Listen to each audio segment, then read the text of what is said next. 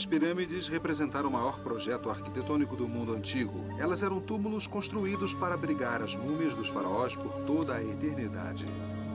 Elas já existem há 4.000 anos, mas ainda não revelaram todos os seus segredos.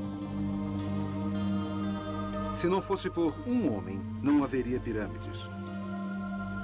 Nos longínquos desertos egípcios estão as primeiras pirâmides que ele construiu.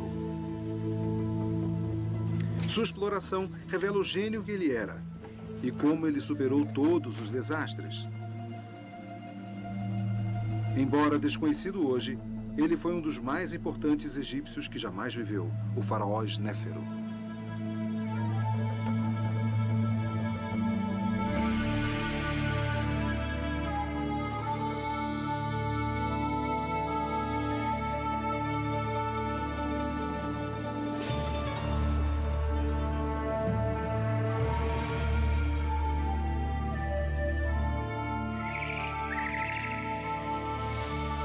Os grandes egípcios.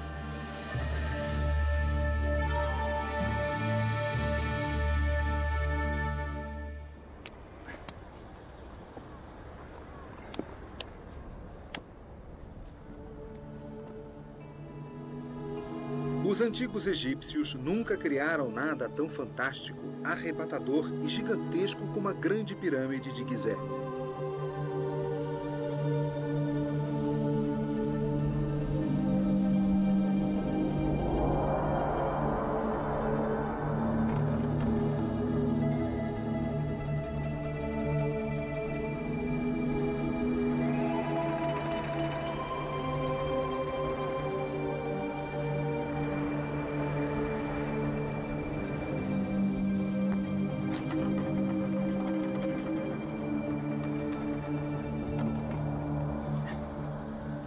Todo mundo fica intrigado com a grande pirâmide. O que mais me impressiona agora é a sua altura. Estou a uma altura de quase 40 andares e ainda não cheguei até o topo. Até a Torre Eiffel ter sido construída, esta era a maior construção da Terra. O que as pessoas não se dão conta é que ela é uma maravilha de precisão da engenharia. A base tem 13 acres, mas os lados são perfeitamente orientados com os 4 pontos cardeais.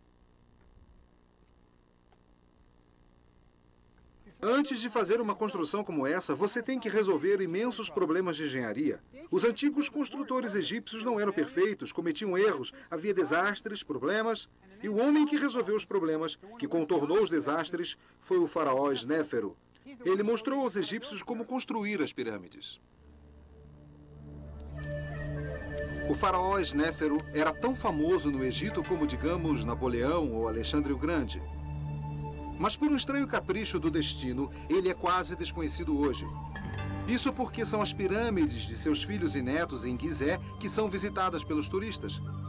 Todo mundo conhece essas pirâmides. O que muito pouca gente sabe é que essas pirâmides são o produto final da grande era de construção de pirâmides, o esforço supremo de artesãos dedicados que herdaram suas habilidades da geração anterior.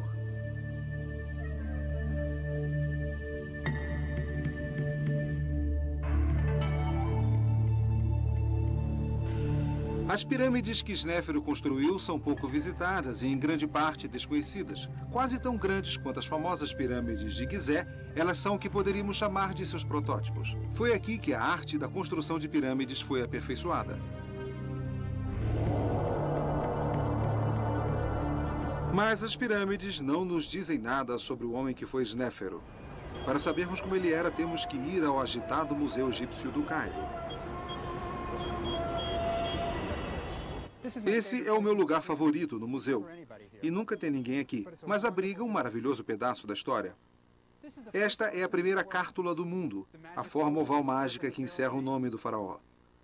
Aqui está o nome de Snéfero. Ele é o primeiro faraó do qual sabemos alguma coisa pessoal.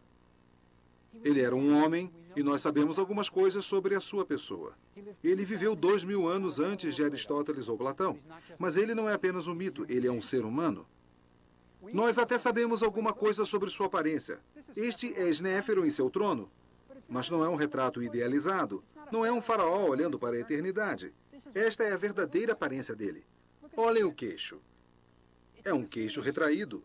Ele parece tolo. Mas foi um grande homem e fez grandes coisas. Ele completou o maior projeto de construção da história do mundo. Sem Snéfero, nós não teríamos as pirâmides. Ele era um faraó, mas também um deus na terra. E como um deus, ele precisava de um túmulo que fosse a mais magnífica criação que a mente humana pudesse conceber.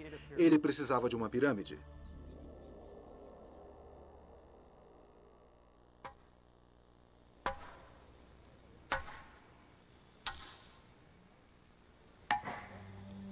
Parece incrível, mas as 6 maiores pirâmides do Egito foram todas construídas em menos de 100 anos. Uma cultura originalmente agrícola, usando apenas ferramentas de cobre, cortou, transportou e colocou em posição precisa mais de 10 milhões de blocos de pedra calcária, pesando em média 2 toneladas cada um, para construir as pirâmides de Maidum, Dashur e Gizé.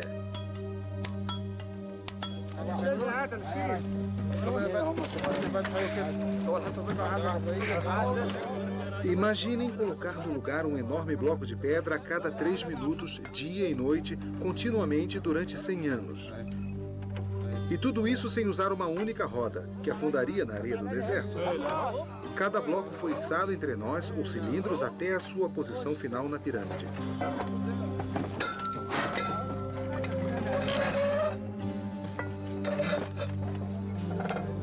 Elas eram construções inacreditáveis, perfeitamente alinhadas. Nenhum motor foi usado. As pirâmides não eram apenas enormes, eram precisas, com uma acuidade que chegava a frações de polegadas.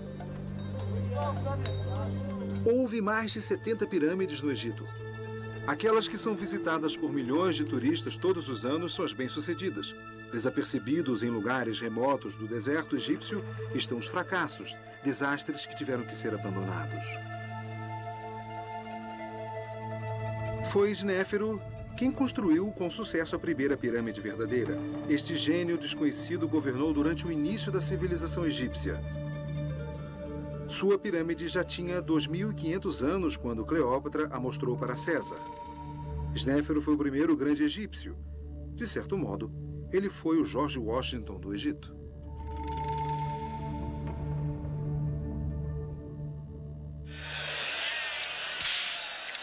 Hollywood errou.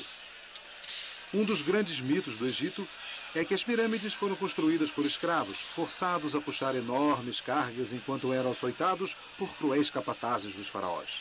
Na realidade, elas foram construídas por trabalhadores livres, o que torna o feito de Snéfero ainda mais incrível. Snéfero teve que organizar e pagar milhares de trabalhadores por décadas para construir suas pirâmides.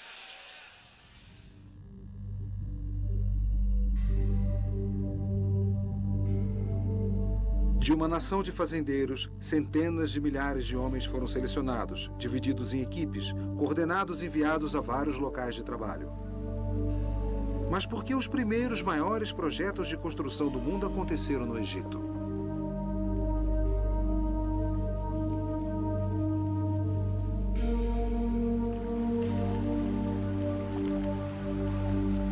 O Antigo Egito era um lugar muito especial.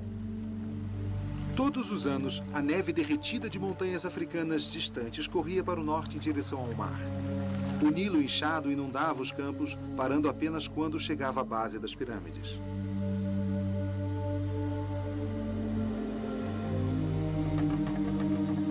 A inundação era um evento mágico para os egípcios. O Nilo, carregando o solo fértil de cobertura, no início ficava vermelho. Depois ele ficava verde por causa da vegetação arrancada pelas águas. Por fim, subia 10 metros. Quando a enchente recuava, ela deixava os campos cobertos de uma lama rica e fértil, perfeita para as plantações.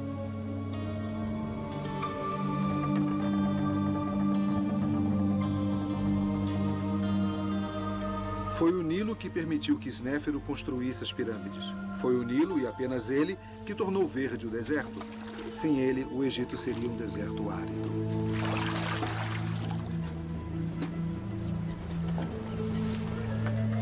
Para canalizar as águas do Nilo para seus campos, os aldeões se juntaram para criar redes de canais de irrigação. Este foi o primeiro projeto de obra de âmbito nacional. No fértil vale do Nilo nasceu a primeira nação.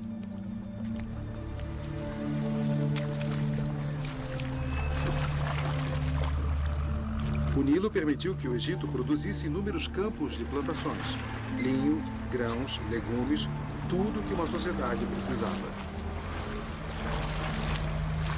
Foi aqui que nasceu a capacidade de trabalhar em conjunto em grandes projetos. Só o que estava faltando era um grande líder.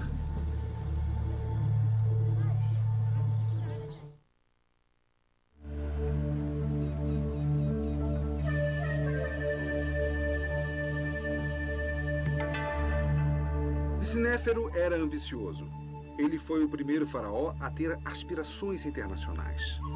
Para um egípcio, colocar os pés fora das fronteiras do país representava uma aventura audaz e perigosa. Se ele morresse em terras estrangeiras, longe dos sacerdotes, dos embalsamadores e dos rituais, ele não poderia ser mumificado. Toda a esperança de vida eterna seria perdida.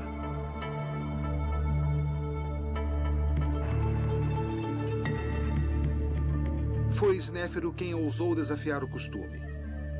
Ele mandou seu exército em expedições mercantis para o norte do Líbano em busca de enormes toras de cedro, para o leste do Sinai em busca da turquesa e minerais, e para o sul da Núbia atrás do ouro.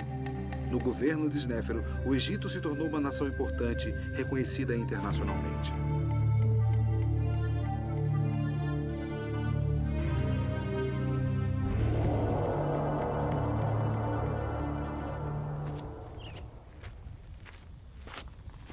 Snéfero ficou famoso por suas expedições ao Sinai para garimpar turquesa. Uma expedição como essa requeria uma enorme organização. Levar 500 homens e mulas para o deserto do leste demandava uns 30 barcos para o transporte através do Mar Vermelho e umas 50 toneladas de alimentos por dia.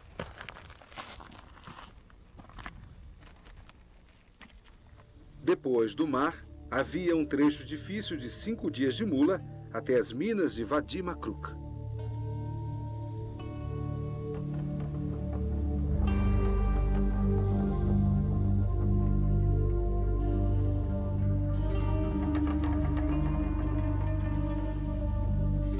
Construir túneis na montanha em busca de turquesa era perigoso.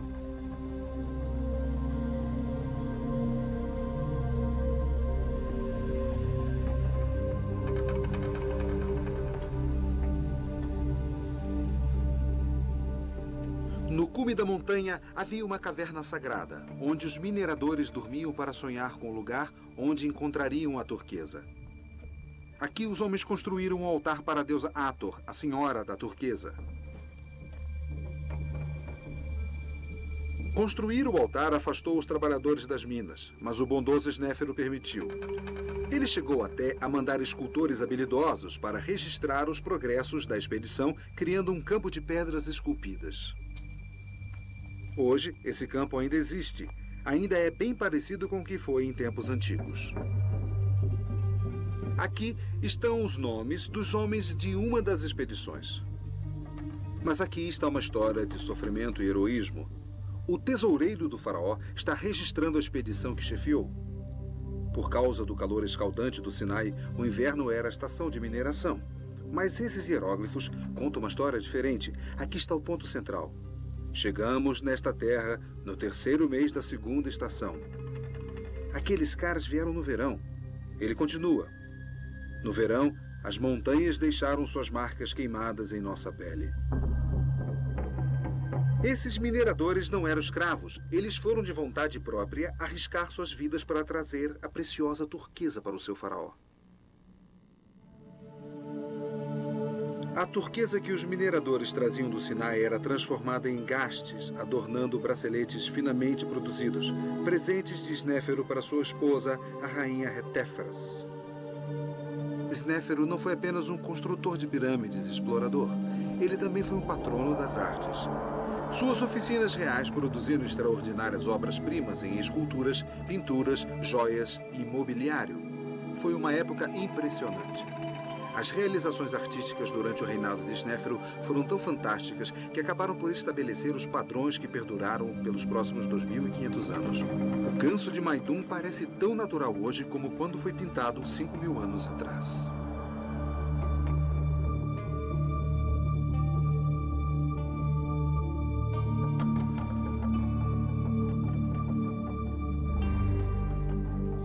As estátuas dos filhos de Snéfero representam os primeiros grandes retratos em pedra e nunca foram superadas.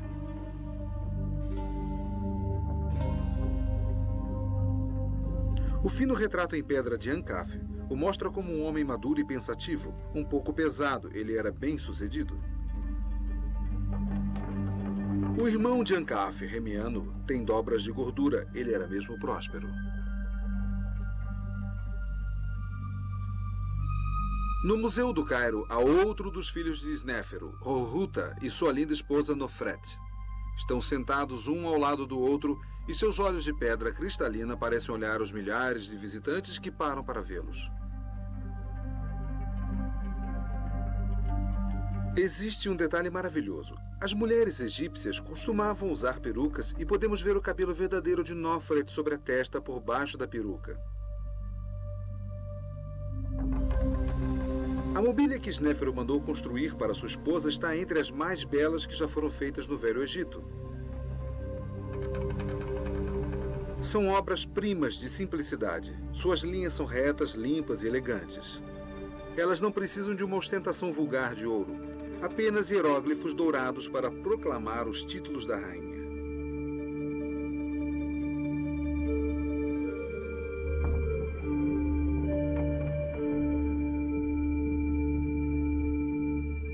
Todos os tesouros da rainha, inclusive sua bela cama de dossel, foram colocadas em seu túmulo para o seu deleite no outro mundo.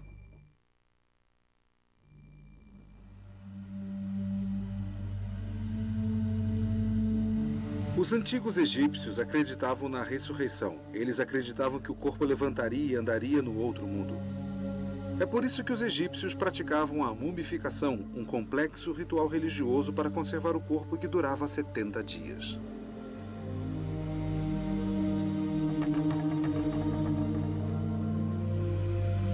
Era absolutamente crucial proteger a múmia dos ladrões de túmulos. Se um ladrão entrasse no túmulo e destruísse a múmia, o falecido não poderia existir no outro mundo. Sem um corpo intacto, perdia-se toda a esperança de imortalidade. E essa era a maior catástrofe que poderia acontecer ao antigo egípcio.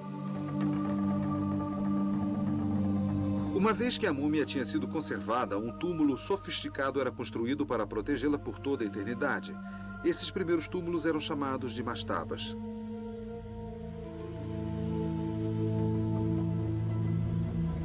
Essas mastabas eram esculpidas na rocha. Depois eram cobertas com uma grande superestrutura feita de tijolos. Os antigos egípcios a chamavam Casas da Eternidade.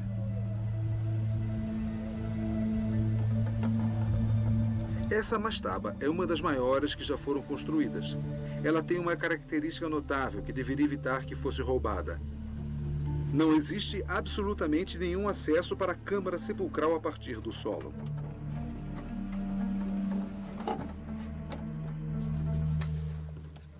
Estou descendo para a mastaba pelo único caminho possível, através da passagem dos ladrões. Eles abriram um túnel através dos tijolos de barro, da rocha da base e da entrada da câmara sepulcral bem aqui.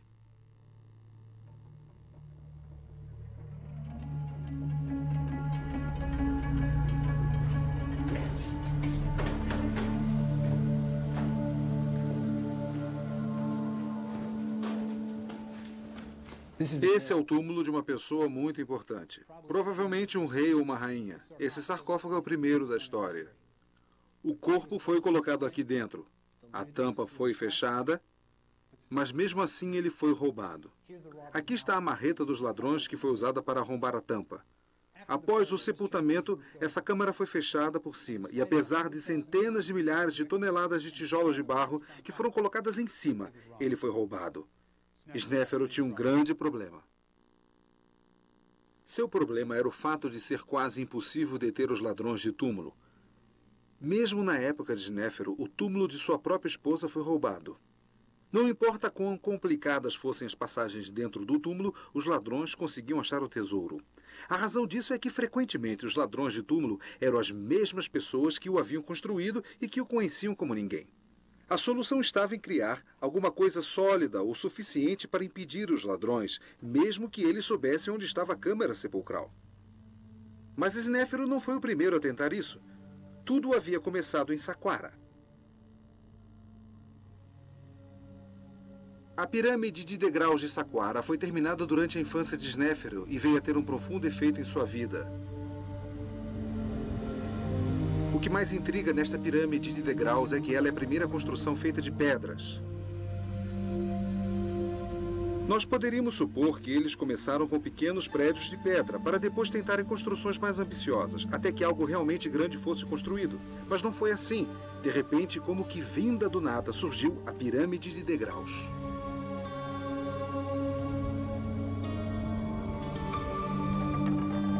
Há sinais claros de que os egípcios estavam começando a aprender a trabalhar com pedra.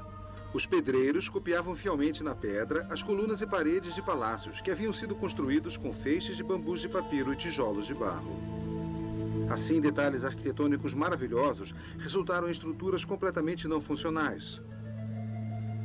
Portas que não abriam e nem fechavam, capachos enrolados sobre as entradas que não podiam ser baixados. É aqui que tem início a construção de pedra. 2000 anos depois da pirâmide de degraus ter sido construída, os gregos tinham orgulho em dizer que aprenderam com os egípcios a construir com pedras. A pirâmide de degraus foi construída para o faraó Zoser. Seu arquiteto queria criar uma grande sepultura para o seu rei. Por isso, ele projetou uma enorme mastaba e colocou sucessivamente outras mastabas menores, uma em cima da outra, criando um efeito parecido com um bolo de noiva. Como aquela era a primeira grande construção de pedras do mundo, seus construtores enfrentaram muitos problemas inéditos. Eles não tinham experiência em lavrar as pedras, por isso, os blocos que compunham a pirâmide foram cortados de uma maneira tosca e não se encaixavam bem uns nos outros, ameaçando a pirâmide de sofrer um colapso. O arquiteto resolveu o problema inclinando as paredes para dentro. Assim, a pirâmide literalmente se apoiava nela mesma, evitando que uma massa instável ruísse. Quando terminou a construção da pirâmide de degraus, ela se constituía na mais fantástica construção que o mundo já havia visto, tendo empregado milhares de trabalhadores e levado quase 2 décadas até estar completa. Ela deve ter sido motivo de grande orgulho para todo o Egito.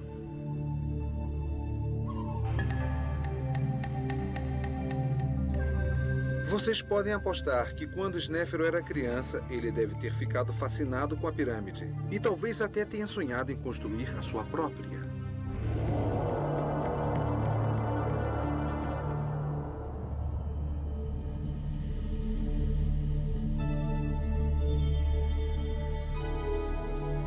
Quando Snéfero se tornou faraó, ele teve a oportunidade de construir a sua pirâmide em Maidum.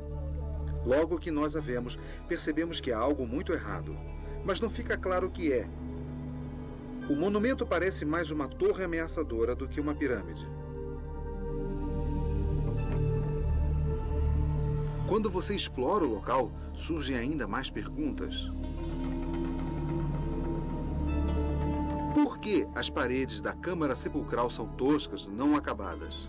Onde está o sarcófago do faraó? Na câmara sepulcral, as vigas de cedro de 4.000 anos estão no local prontas para içar o sarcófago. Mas não há vestígios ou algum tipo de evidência de que a câmara sepulcral sequer tenha sido usada. Ela ainda representa um grande avanço arquitetônico. Esta é a primeira câmara sepulcral acima do solo do Antigo Egito. Criar uma câmara dentro da pirâmide, ao invés de embaixo dela, causou um tremendo problema. Com o peso inteiro da pirâmide por cima, como é possível impedir que o teto entre em colapso? Snéfero resolveu o problema colocando os blocos de pedra das paredes cada vez mais perto do centro da câmara, à medida em que ficavam mais altos. Quando as paredes subiram, o último bloco que formou o teto só teve que cobrir algumas poucas polegadas. O problema foi resolvido e o primeiro teto em abóbada da história havia sido criado. A razão da pirâmide de Maidum parecer tão estranha reside em sua construção. Ela foi originalmente projetada para ser uma pirâmide em degraus. À medida em que se aproximava o fim de sua construção, ela foi ampliada várias vezes. Provavelmente porque acreditava-se que uma pirâmide não deveria estar pronta antes da morte do faraó. Quando a pirâmide terminou, com 8 degraus, Snéfero ainda gozava de boa saúde. Por isso, a construção continuou. Os degraus da pirâmide foram preenchidos com uma pedra calcária fina e branca. Esta foi a primeira tentativa de se construir uma pirâmide verdadeira, mas houve uma falha arquitetônica fatal. As últimas camadas de pedras não foram suficientemente ancoradas no corpo da pirâmide. Apoiadas na superfície lisa da pirâmide em degraus no interior, as pedras começaram a deslizar, causando o primeiro desastre tecnológico da história.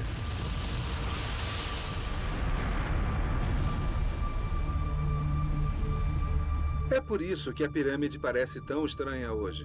As gerações do futuro acharam mais fácil usar as pedras soltas, deixando apenas a parte central inclinada. O que nós vemos hoje é o resultado de 5.000 anos de vandalismo. Snéfero teve que abandonar sua pirâmide. É por isso que na pequena capela da base, as enormes placas de pedra nunca receberam uma inscrição. É por isso que as paredes da câmara sepulcral foram deixadas toscas e inacabadas. E é por isso que as velhas vigas de cedro nunca foram usadas para içar o sarcófago do faraó para o local de seu descanso final.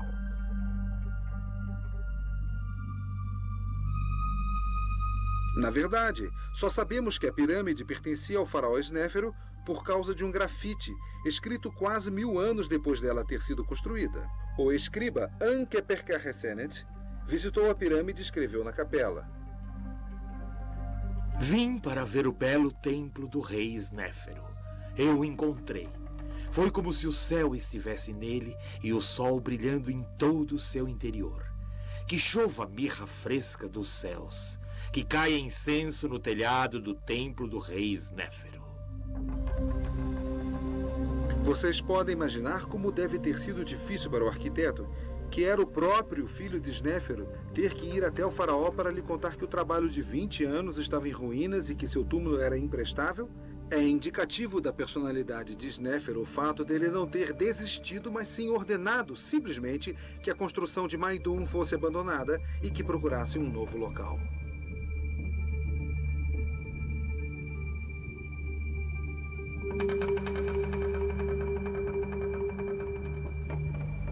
Ainda precisando de um local para o seu sepulcro, Snéfero foi em frente a todo vapor para construir um monumento ainda mais ambicioso que o de Maidum. Uma pirâmide com um volume 2 vezes maior do que o da pirâmide que abandonara. O monumento queria fazer sombra a qualquer coisa que o mundo já tivesse visto. Naturalmente, aqui os arquitetos tiveram a vantagem de suas experiências. A pirâmide de Dashur foi concebida desde o início como uma pirâmide verdadeira. Tendo aprendido com seus erros, os pedreiros usaram pedras de revestimento ainda maiores. Isto possibilitou que elas fossem presas adequadamente à estrutura da pirâmide. Eles também inclinaram os blocos para dentro, em direção ao centro da pirâmide. Essa técnica teve tanto sucesso que esta pirâmide é a única que hoje ainda tem quase todo o seu revestimento no lugar.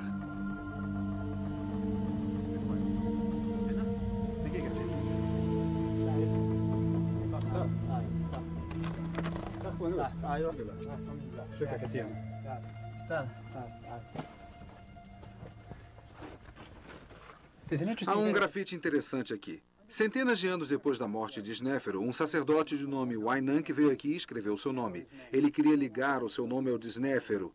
Os hieróglifos são interessantes para um sacerdote. Há um pequeno vaso aqui que está derramando água. Isso significa purificar. E se você coloca um homem por detrás, então significa que é o homem quem purifica. Ele é o Wainank. Vamos descer.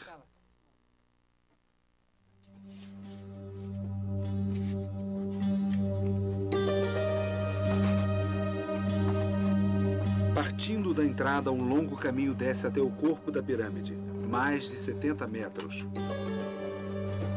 Uma das descidas mais longas e difíceis de todas as pirâmides. Os blocos polidos da parede são lisos e surpreendentemente frios ao toque. A passagem ainda tem os trilhos usados pelos escavadores em 1950, quando tiraram o entulho da câmara sepulcral de Snéfero. A passagem foi projetada para descer o sarcófago até o coração da pirâmide.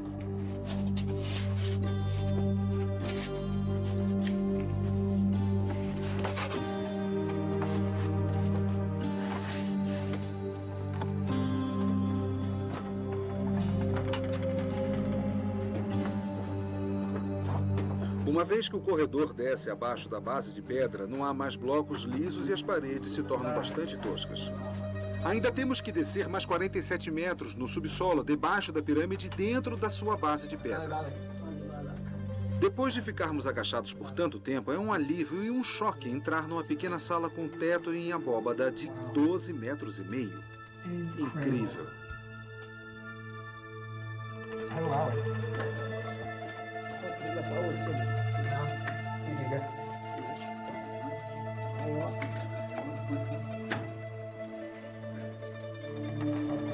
Nós ainda nem estamos na Câmara Sepulcral. É apenas um vestíbulo, quase como se Snéfero estivesse dizendo bem-vindos.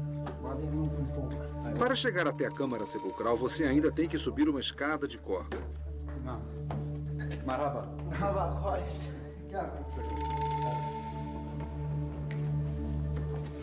Então, a entrada da Câmara Sepulcral de Snéfero é alcançada através de um buraco na parte de cima da parede.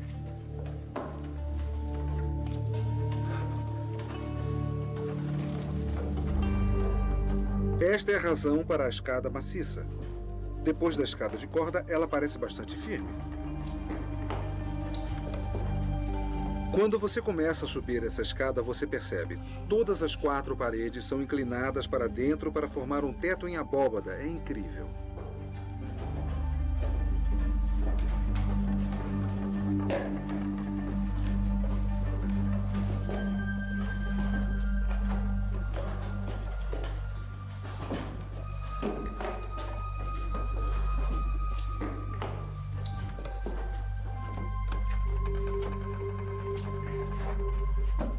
Caminhando agachados pelo estreito corredor feito pelos antigos ladrões de túmulos, nós finalmente chegamos ao corredor pelo qual a múmia de Snéfero passou a caminho da Câmara Sepulcral. Surpreendentemente, há uma forte brisa de ar fresco aqui. Alguns investigadores acreditam que existam passagens secretas que ainda não foram descobertas.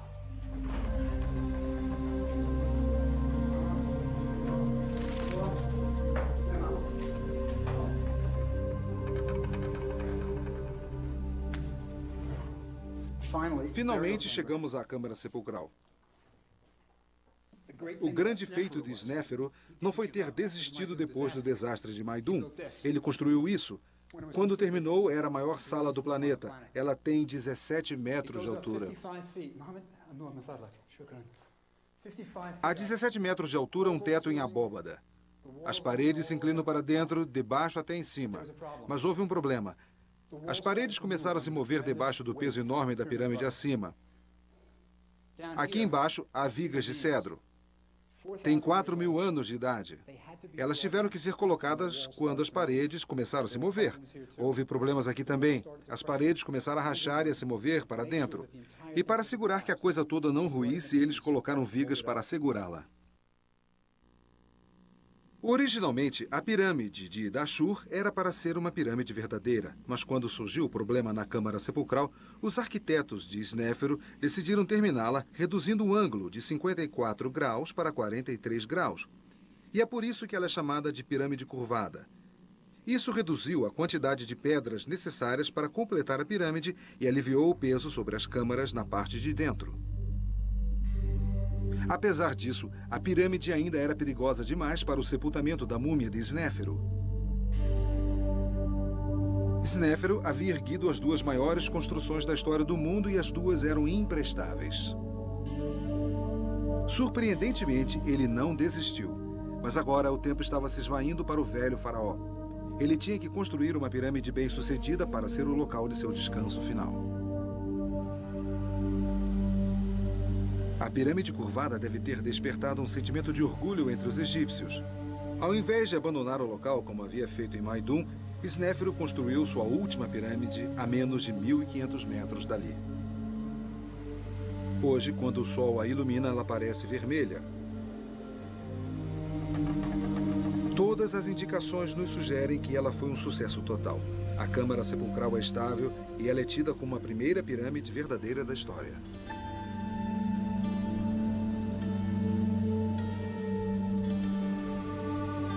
Há sinais de que Snéfero teve que economizar um pouco para garantir que a pirâmide vermelha ficasse pronta para o seu funeral. Ela é menor que a pirâmide curvada, e seus lados sobem a um ângulo conservador de 43 graus. Na pirâmide vermelha, Snéfero finalmente resolveu seus problemas de engenharia. Foi aqui que a sua múmia foi deixada para descansar.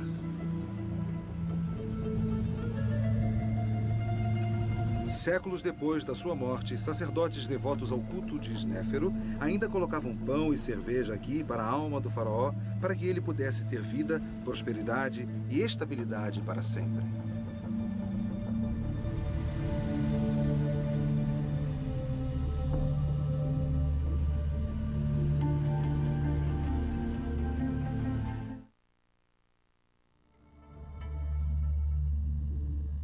Snéfero e sua família formavam um grupo muito unido, que trabalhava junto e que realizou feitos notáveis. Snéfero teve no mínimo 5 filhos e ele tornou alguns deles vizires do Egito, mantendo o poder próximo a ele, estabelecendo um controle familiar que se estendeu por toda a sua vida. Além de deter o posto de vizir, vários dos filhos de Snéfero se tornaram arquitetos. Os irmãos de Snéfero realmente gostavam de construir. Um dos mais famosos é Ankaf, o arquiteto da segunda maior pirâmide do platô de Gizé. O irmão de Ankaf, Remiano, se tornou vizir de outro irmão, o faraó Quéops. Remiano foi, provavelmente, o arquiteto da Grande Pirâmide. Hanófer, um dos filhos que não seguiram carreira na construção de pirâmides, foi apenas um alto sacerdote e general do exército. Ele era a ovelha negra da família. Esta é uma família incrível que produziu obras incríveis. É evidente o efeito dos irmãos crescerem em contato com um pai obcecado pela construção de pirâmides. Imaginem os filhos acompanhando seu pai, primeiro para ver os progressos da pirâmide de Maidum, depois a pirâmide curvada e finalmente a pirâmide vermelha. A paixão do pai foi de fato passada para os seus filhos. O filho mais famoso de Snéfero foi sem dúvida Quéops, o seu sucessor, que é lembrado hoje como o faraó que construiu a Grande Pirâmide, uma das 7 maravilhas do mundo. A Grande Pirâmide é, na verdade, um legado de Snéfero a seu filho. Esse monumento surpreendente não poderia ter sido construído sem que os problemas fossem resolvidos e as lições aprendidas durante a incrível carreira de construtor de Snéfero. Se há uma marca registrada que pode ser encontrada nas 3 pirâmides de Snéfero, esta é o teto em abóbada. Esta engenhosa solução de distribuir o peso dos blocos de pedra acima da câmara sepulcral foi o que tornou tudo isso possível. Do início cauteloso em Maidum a estes tetos espetaculares das pirâmides de Dashur, foi um pequeno passo que levou à sua suprema expressão, aqui na maior galeria da Grande Pirâmide de Quéops.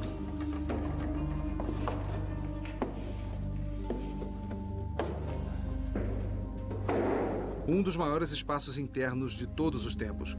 O teto em abóbada se estende por 46 metros e 63 centímetros e faz a galeria parecer ainda mais alta do que os seus 9 metros. Quéops superou seu pai e escondeu sua solução exclusiva para o problema do incrível peso que recaía sobre a câmara sepulcral.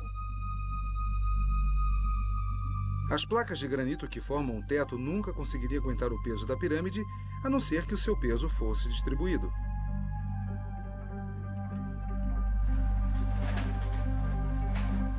Para ver a solução de Quéops, você tem que subir através de um buraco até a parte mais alta da grande galeria.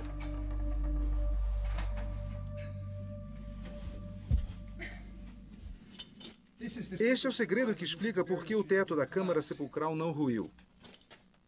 Eu estou exatamente em cima da câmara sepulcral, numa pequena sala que foi projetada para aliviar a pressão do teto da câmara sepulcral que está abaixo de mim. Acima de mim, há 4 outras câmaras, bastante parecidas com esta.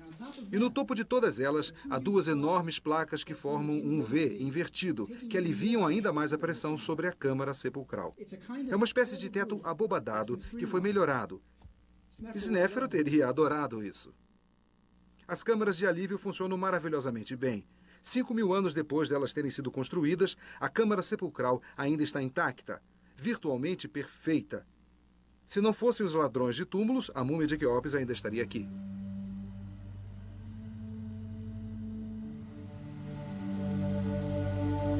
Não Não só Snéfero abriu o caminho para que o seu filho Quéopes construísse a maior pirâmide do mundo, como também fomentou o comércio exterior, que acabou por fornecer a Quéopes uma das mais importantes coisas que ele poderia levar para o outro mundo.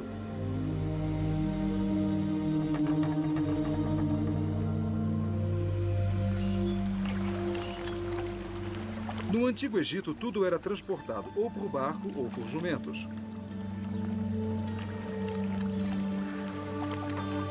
Jumentos para as curtas distâncias e barcos para as longas.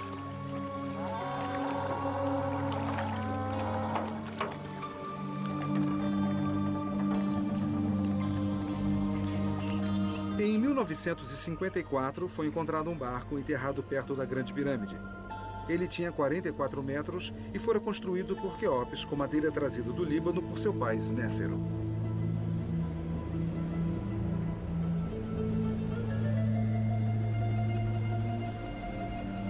O barco foi encontrado em pedaços, mas as tábuas de cedro ainda eram fortes o bastante para permitir que ele fosse remontado. Algumas tábuas eram tão grandes que não há mais cedro na terra que possa reproduzi-las. Trata-se de um exemplo típico do antigo estilo de construção de barcos do Egito.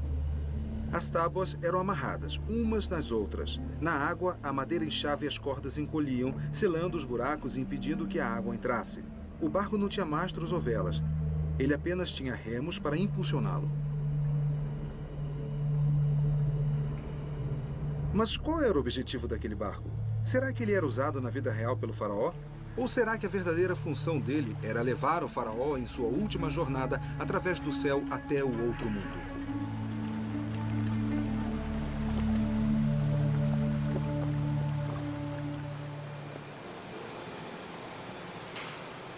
Para desvendar este mistério, mandei construir um modelo em escala de 2 metros e 13 centímetros, com as medidas exatas do barco da pirâmide, para testá-lo, no tanque do Instituto de Arquitetura Naval de Long Island. É impressionante como ele desliza suavemente pela água, quase não deixando marola. Arrasto positivo de 13963. Como não havia sinal de mastro ou de vela no barco, de início, achei que os remos fornecessem a potência. Mas testes computadorizados mostraram que seria impossível que os remos do barco gerassem uma potência suficiente para impulsioná-lo. Na verdade, os remos pareciam funcionar como as quilhas dos iates modernos, para lhe conferir estabilidade de direção. Mas então, como é que o barco andava, se não era nem a remo nem a vela? É isso, sem quilha e sem guinada. Vamos a 40. Certo, vamos lá. Certo.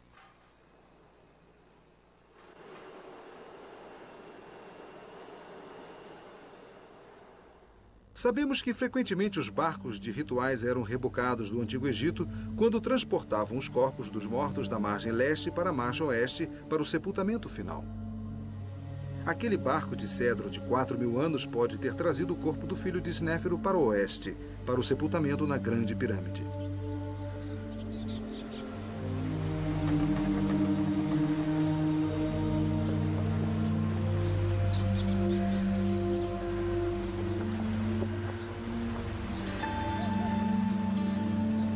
Quando o faraó morreu, seu corpo teve que atravessar o Nilo para aportar perto do local onde hoje está a Esfinge.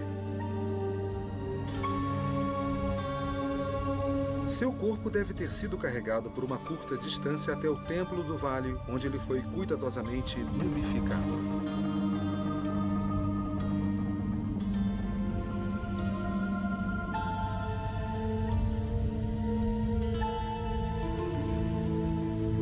Exatamente 70 dias após a morte, sua múmia foi carregada por uma rampa até a pirâmide.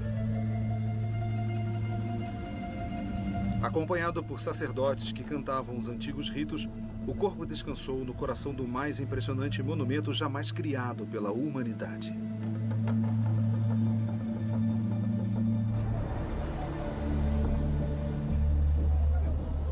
A grande era de construção de pirâmides durou apenas enquanto a família de Snéfero governou o Egito.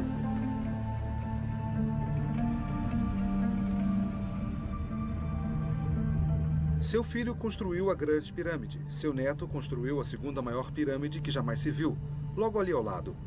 Depois disso, a vontade e a energia para construir monumentos tão impressionantes diminuíram, e as pirâmides que se seguiram foram apenas uma sombra pálida de sua antiga glória.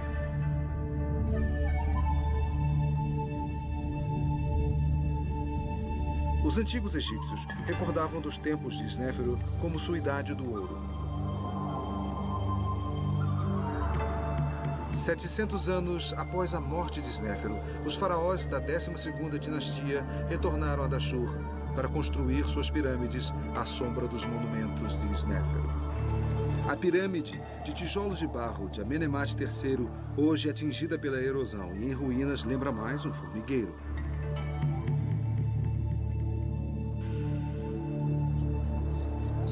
Eles nunca mais construíram uma pirâmide como esta.